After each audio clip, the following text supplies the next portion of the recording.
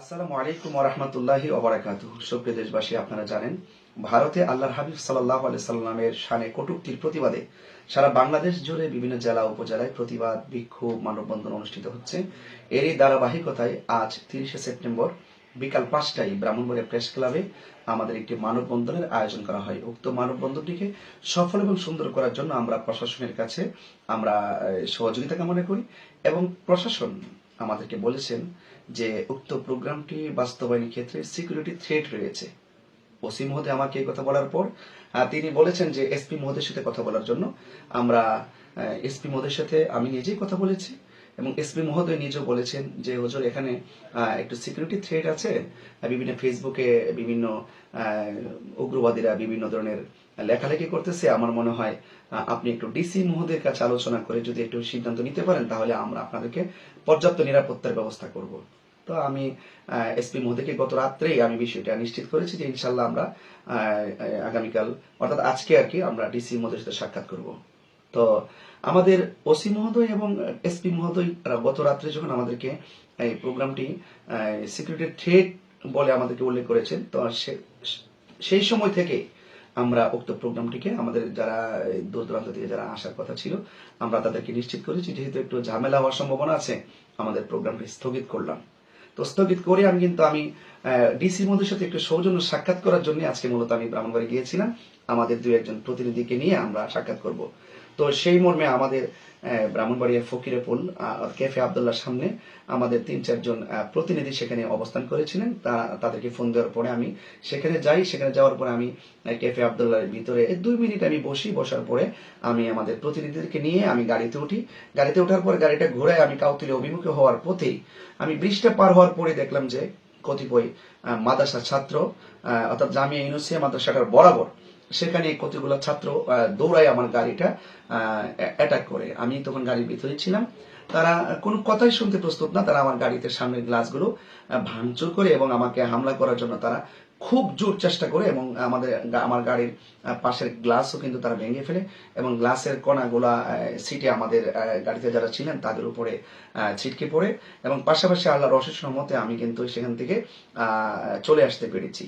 তো আমি যে কথাটা আসলে বলতে চেয়েছিলাম যে আল্লাহর হাবিব সাল্লাল্লাহু আলাইহি সাল্লামের শানে ভারতে কটূক্তি করা হয়েছে, সারা বাংলাদেশে প্রতিবাদ করবে। কিসের কওমি, কিসের হেফাজত, কিসের জামাত, কিসের সুন্নি, সকল মুসলমানদের উচিত সেই আল্লাহর হাবিবের পক্ষে কটূক্তিকারীর বিরুদ্ধে প্রতিবাদ করা। এবং আমি সেটাও লক্ষ্য করেছি গত রাতেই আমি দেখেছি কৌমিদের পক্ষ থেকে একটি ফেসবুক বার্তা যে আমরা যেখানে প্রোগ্রাম করব তারা সেখানে বাধা প্রদান করবে এবং পাশাপাশি আমাকে তারা কোনোভাবে ঢুকতে দিবে না। আচ্ছা, আমি দেশবাসীর কাছে আমার জিজ্ঞাসা যে আল্লাহর হাবিব সাল্লাল্লাহু আলাইহি সাল্লামের শানের যারা কটূক্তি করেছেন তাদের বিরুদ্ধে প্রতিবাদ করা কি বেদাত? তাদের বিরুদ্ধে আল্লাহর হাবিবের শানে যারা কটূক্তি করেছেন তাদের বিরুদ্ধে প্রতিবাদ করা কি অন্যায়?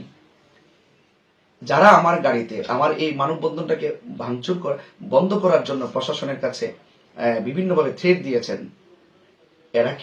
এরা কোন ইসলামটা ভিতরে লালন করে? সেটা জাতির কাছে আমার প্রশ্ন। এবং আল্লাহর হাবিব সাল্লাল্লাহু আলাইহি ওয়াসাল্লামের শানে কটূক্তিকারীর বিরুদ্ধে প্রতিবাদ করার জন্য যদি আমি ব্রাহ্মণবাড়ি গিয়ে থাকি তাহলে আমার গাড়িতে অ্যাটাক করে তারা কি ভারতের সেই উগ্রবাদী কটূক্তিকারীর পক্ষে অবস্থান করেছেন? বাংলাদেশেও কি সেই ভারতের নবী বিদ্বেষীদের দালাল কি বাংলাদেশেও আছে? যেই শহরে আল্লাহর হাবিব সাল্লাল্লাহু আলাইহি ওয়াসাল্লামের পক্ষে কটূক্তিকারীর বিরুদ্ধে স্বাধীনভাবে কথা বলা যায় না, আমি নিঃসন্দেহে বলতে পারি সেই শহরের উগ্রবাদীদের জন্য আমার হাজারবার ঘৃণা। আমি প্রশাসনকে বলবো, ডানে এবং বামে সিসি ক্যামেরা আছে, এই আমার গাড়িতে কারা অতর্কিত হামলা চালিয়েছে এবং আল্লাহর হাবিব সাল্লাল্লাহু আলাইহি সাল্লামের পক্ষে কটূক্তিকারীর বিরুদ্ধে মানববন্ধনটি কারা বন্ধ করেছে এবং প্রশাসনকে কারা থ্রেট করেছে, আমাদেরকে কারা থ্রেট করে গাড়ি ভাঙচুর করেছে। আপনারা প্রশাসন সিসি ক্যামেরা সংগ্রহ করে সিসি ক্যামেরার মাধ্যমে আক্রমণকারী, হামলাকারী, উগ্রবাদীদেরকে চিহ্নিত করে আপনারা তাদেরকে আইনের আওতায় আনুন। আরেকটি কথা আমি ব্রাহ্মণবাড়িয়া হেফাজত, কওমি এবং বিভিন্ন ঘরানার আলেমদের উদ্দেশ্যে আমি বলছি, আপনারা জানেন যে আমি ব্রাহ্মণবাড়িয়ার সদরেরই সন্তান। আমি কিন্তু কখনো আপনাদের ব্রাহ্মণবাড়ির কোনো আলেমদেরকে নিয়ে তাদের গাড়ি ভাঙচুর করা, তাদের বিরুদ্ধে কথা বলা, হ্যাঁ আপনাদের সাথে আমাদের আকীদার দ্বন্দ্ব আছে, সেটা থাকবে, কিন্তু এখন যে প্রেক্ষাপট, এই প্রেক্ষাপট অনুযায়ী যদি আপনারা আমাদের এই সমস্ত প্রোগ্রামগুলো বানচাল করেন, তাহলে আপনারা কি ইসলামটা লালন করেন? আপনারা কোন নবীর আদর্শ লালন করেন আমাকে একটু বলেন। আপনারা জুলুসকে বলেন বেদাত। আজকে কি আমি জুলুস করতে গিয়েছিলাম? আজকে আমি আল্লাহর হাবিবের পক্ষে, আল্লাহর হাবিবের শানে যারা কটূক্তি করেছেন তাদের বিরুদ্ধে প্রতিবাদ করার জন্য গিয়েছিলাম। বিনিময়ে আমার গাড়ি ভাঙচুর করা হলো, সেই অনুষ্ঠানটি, সেই প্রোগ্রামটিকে ক্যান্সেল করা হলো। তা আপনারা কোন ইসলাম লালন করেন আমাকে একটু বলেন। দেশবাসীর কাছে আমার জিজ্ঞাসা, তারা কোন ইসলামটা লালন করে? আপনারা জানেন যে গতকালও আমাদের বাড়িতে ব্রাহ্মণবাড়িয়া থেকে বিভিন্ন ধরনের আলেমরা এসেছিলেন, বিশেষ করে ফাতা হুজুর আসছিলেন, তিনারা আমার বাড়িতে আসছিলেন। তাদের সাথে আমার হাজার বার আকীদার দ্বন্দ্ব।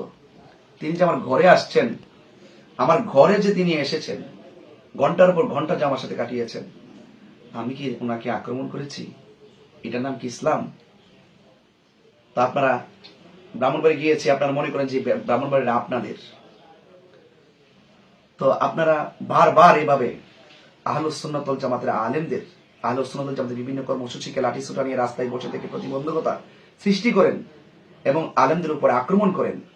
নবীর পক্ষে কথা বলা, কটূক্তিকারী, নবীর বিরুদ্ধে যারা, নবীর শানে যারা কটূক্তি করেছে, মুস্তাকে রাসূল যারা নবীর বিরুদ্ধে অবমাননা করেছে, সে অবমাননাকারীদের বিরুদ্ধে আমরা কথা বলতে গিয়েছি।